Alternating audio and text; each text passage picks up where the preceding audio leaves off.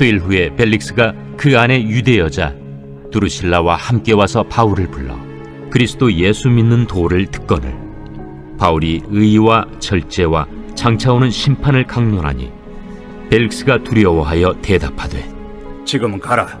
내가 틈이 있으면 너를 부르리라. 동시에 또 바울에게서 돈을 받을까 바라는 고로 더 자주 불러 같이 이야기하더라. 이태가 지난 후 보르기오 베스도가 벨릭스의 소임을 이어받으니 벨릭스가 유대인의 마음을 얻고자 하여 바울을 구리하여 두니라.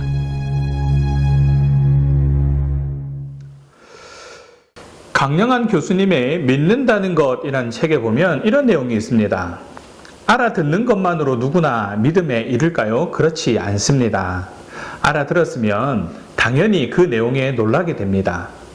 예수가 메시아라는 것이나 예수가 구주요 주라는 것은 현재 미국의 대통령은 트럼프다라는 그런 말과는 달리 듣는 사람들에게 놀라움을 안겨줍니다. 왜냐하면 당연한 것이 아니기 때문입니다. 오늘 본문에 등장하는 안토니오 벨릭스라는 사람은 유대 11대 총독으로서 6년간 이스라엘을 통치한 그런 사람입니다. 또한 본문의 이야기는 바울이 예루살렘에서 율법을 파괴하고 그리고 성전을 더럽히고 대중을 선동한다고 고소가 된 그 사건을 다루고 있습니다. 이것은 하나님이 로마 선교를 이루기 위해서 바울을 이끌어가고 계시다라는 것을 알 수 있는 부분이기도 합니다. 바울의 변증을 다 들은 총독 벨릭스는 오히려 이 바울이 하는 말에 관심을 가지게 되었고 다음 기회에 더 자세히 듣고 싶어하는 관심을 보이게 됩니다. 그래서 판결을 뒤로 미루고 천부장 루시아가 오기까지 기다리자고 하면서 백부장에게 바울을 잘 지키되 자유도 주고 그의 친구들을 통해서 돌봄을 받게 하라고 명령하고 있습니다. 우선 벨릭스에 대해서 알아볼 필요가 있습니다. 이 벨릭스는 본래 노예 출신이었습니다. 그는 각고의 노력 속에 자유인이 되었고 로마 황실의 왕자의 친구였던 팔라스의 도움으로 관리로 등용되었고 또 거듭되는 성공으로 이스라엘 총독이 되어서 AD 52년부터 58년까지 재직한 그런 사람이었습니다. 그는 그의 목적을 이루기 위해서는 무슨 일이라도 했고 수단과 방법을 가리지 않았습니다. 특히 그는 재물을 모으기 위해서는 무엇과도 타협할 수 있는 그런 사람이었습니다. 이렇게 벨릭스는 성공을 위해서는 부단한 노력을 했던 사람이었습니다. 그래서 이 총독 재직 시에는 총독의 공부보다는 재물을 모아 이 한미천 잡아보려고 하는 그런 일에 혈안이 되어 있었던 것입니다. 이 또 벨릭스에게는 3명의 아내가 있었는데 특히 이 세 번째 아내인 헤롯 아그리파 1세의 딸 드루실라는 이 당대에 보기 드문 그런 절세 미모의 여인이었습니다. 이 여인은 본래 에바사 왕인 아지주스의 아내였습니다. 그녀의 미모에 반한 벨릭스는 그녀를 빼앗아서 자신의 아내로 삼았던 것입니다. 당시 사학자인 타키투스는 이러한 벨릭스를 평가하기를 잔인하고 음탕하며 노예의 정신을 가지고 국왕의 정치권을 행사한 자라고 기록한 것을 볼 수 있습니다. 결국 그의 부정과 부패함이 드러나서 총독의 직위에서 파직됩니다. 총독의 자리를 내놓은 벨릭스는 그동안 부정하게 모아들인 그런 많은 재산과 함께 아내와 자녀들을 거느리고 베스비우스로 가서 정착하려고 했습니다. 그 아름답고 화려한 문화의 도시에서 부귀영화를 누리며 그 생을 마감하려고 했었던 것입니다. 그런데 AD 79년 베스비우스의 화산 폭발로 말미암아서 가족들과 함께 그 비참한 죽음을 맞이하게 됩니다. 노예에서 자유인으로, 자유인에서 총독으로 성공했고 그리고 많은 재산과 절세 미모의 아내들과 자식들을 거느리고 행복하고자 했던 벨릭스. 그는 베스비우스 도시의 멸망과 함께 헛된 삶의 종말을 맞이한 것입니다. 벨릭스의 부끄러운 삶에 빗대어서 바울을 볼 때에 우리가 깨달아야 할 것은 무엇일까 한번 생각해 볼 필요가 있습니다. 바울은 기회를 놓치지 않았습니다.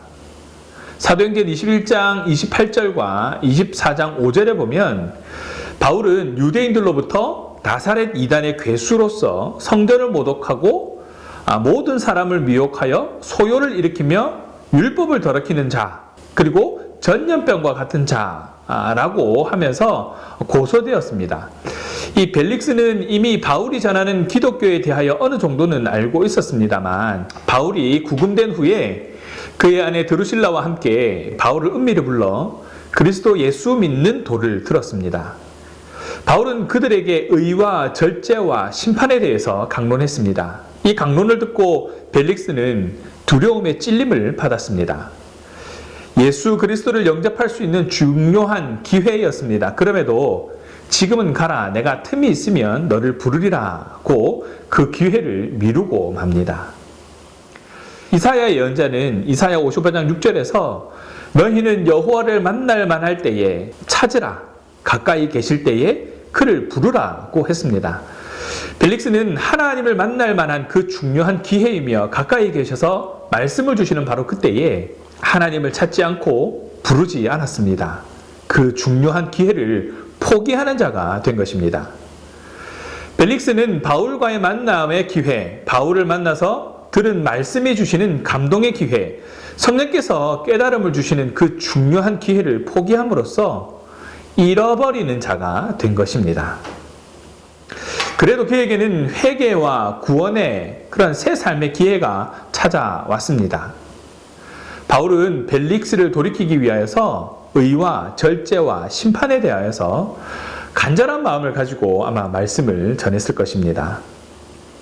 여기서 말하는 의는 우리의 말과 행동이 하나님 앞에서 옳은가에 대한 부분입니다. 시편 119편 37절에 여호와여 주는 의로우시고 주의 판단은 정직하시니이다 라고 말씀하고 있습니다. 우리 행동의 기준은 의로우신 하나님의 요구에 따르는 것이어야 한다라는 것이죠. 산상수훈에서도 먼저 그의 나라와 의를 구하라고 하시면서 의에 줄이고 목마른 자는 복이 있다고 말씀하신 것을 기억하시기 바랍니다. 그러기 위해서 우리는 하나님과 올바른 관계를 맺고 있어야 하는 것이죠. 하나님의 이름을 찬양하고 감사와 기도로 예배드리는 것은 마땅히 해야 할 일입니다. 또한 하나님께서 맡기신 사명을 충실히 감당하는 것도 의를 이루어가는 것입니다. 다음은 절제입니다. 절제는 인간의 본능과 욕망을 이성과 양심과 또 하나님의 법에 의지해서 규제하는 것을 의미합니다. 본능도 욕망도 본래 하나님이 주신 것입니다. 그러나 인간은 욕망대로 살아서는 안 되는 것입니다. 그것은 짐승의 생활입니다. 하나님께서는 욕망을 제어하기 위해서 우리에게 이성을 주셨고 또 양심을 주셨고 법을 주셨습니다. 이렇게 제어하면서 사는 생활을 절제라고 하는 것입니다. 마태복음 16장 24절에 보면 누구든지 나를 따라오려거든 자기를 부인하고 자기 십자가를 지고 나를 따를 것이니라 라고 말씀하신 것을 기억해 보시기 바랍니다. 자기를 부인해야 이후에 십자가를 질 수 있다라는 것입니다. 마지막으로 장차 오실 심판에 대해서 이야기를 하고 있습니다. 고린도전서 4장 3절 이하에 보면 먼저 사람의 심판과 마음의 심판 그리고 하나님의 심판을 말하고 있습니다. 사람의 심판은 인간의 외모를 보고 속을 보지 못하는 한계를 가지고 있습니다. 보다 정확한 판단을 할 수 있는 것은 마음의 심판으로 양심입니다. 물론 이것도 언제나 정확한 것은 못 됩니다. 양심이 부패할 수 있기 때문입니다. 그래서 우리에게는 언제나 정확한 하나님의 법정, 하나님의 심판 아래에 산다는 것을 기억해야 되는 것이죠. 바울의 설교가 여기까지 이르니 벨릭스가 두려워서 지금은 돌아가라고 말하고 있습니다. 틈이 있으면 기회가 되면 다시 부르겠다고 하면서 말입니다. 결국 벨릭스는 거룩한 결단을 하지 못했습니다. 벨릭스는 바울의 강론을 듣고 찔림을 받고서도 그 시간 반드시 해야 할 결단을 하지 못한 것이죠. 오히려 결단하기보다는 하나님께서 주시는 결단의 기회를 역행하여서 자신의 뜻을 관철하려고 했습니다. 그래서 바울에게 돈을 요구하고 바울을 2년간이나 구류시켰던 것이죠. 하나님의 부름에 결단하지 못한 벨릭스는 의롭게 살기보다는 권력을 이용해서 불의를 행했습니다. 절제하기보다는 탐욕의 종이 되어서 계속 치부했습니다. 하나님의 심판을 무시하고 잘 살겠다고 화려한 도시 베스비오스로 향했다가 불덩이의 용암 속에 묻히는 그런 비참한 멸망을 맞이한 것입니다. 잘못됨에서의 돌이키는 것, 우리의 삶을 새롭게 합니다. 그리고 아름답고 축복되게 합니다. 그래서 예수님은 그의 사역 시작과 함께 우리들에게 회개하라고 말씀하신 것이죠. 하나님은 돌이키는 우리의 삶을 귀중히 여기십니다. 사랑하는 여러분, 돌이키는 그런 지혜와 용기를 가지시기 바랍니다. 하나님의 부르심을 향하여, 주님의 말씀을 향하여, 진리의 삶을 향하여 돌이키는 그런 삶을 살아가는 저와 여러분 되시기를 간절히 바랍니다. 말씀을 정리합니다. 사랑하는 신앙가족 여러분, 하나님을 믿는 믿음의 표현은 여러 가지로 나타날 수 있습니다. 소신 있는 행동으로 드러나기도 하고 끝까지 완수해내는 그런 성실로 나타나기도 합니다. 무엇보다 내가 믿는 하나님을 전함으로 가장 분명하게 나타납니다. 사도행전 24장 16절에 보면 바울은 거리낌이 없었다라고 말하고 있습니다. 거리낌이 없다라는 것은 책 잡힐 일이 없다 또는 트집거리가 없다라는 것을 말합니다. 완벽하지는 못하더라도 말입니다. 부활의 소망은 현재를 살아가는 방식에 영향을 줍니다. 행동이나 삶을 변화시킬 때 그 부활의 소망은 진정한 것이 된다라고 볼 수 있습니다. 그래서 부활의 소망은 성도의 삶에서 나타나는 특징을 가지고 있습니다. 우리 삶을 특징 짓는 것이 성공인가 아니면 양심인가 하는 고민이 계속되어야 할 것입니다. 세상 사람들이 부나 성공, 권력보다 더 중요한 것을 알지 못한 채 살아가거나 알고 있더라도 큰 관심을 두지 않거나 자신과는 상관없는 일이라고 생각하며 살아가더라도 우리 부활 소망을 가진 사람들은 하나님과 사람 앞에서 거룩하고 흠없이 또한 양심의 거리낌이 없이 살아가야 합니다. 행동으로 증명되는 부활 소망은 결코 헛되지 않다는 것을 기억하시기 바랍니다. 우리의 인생에서 중요한 기회는 미래가 아니고 지금 이 시간에서 찾아야 합니다. 그리고 그 기회를 붙들고 놓치지 말아야 할 것입니다. 하나님께서 우리의 삶 속에서 만드시는 중요한 기회들을 결코 포기하거나 잃어버려서는 안 됩니다. 돌이키십시오. 그리고 결단하십시오.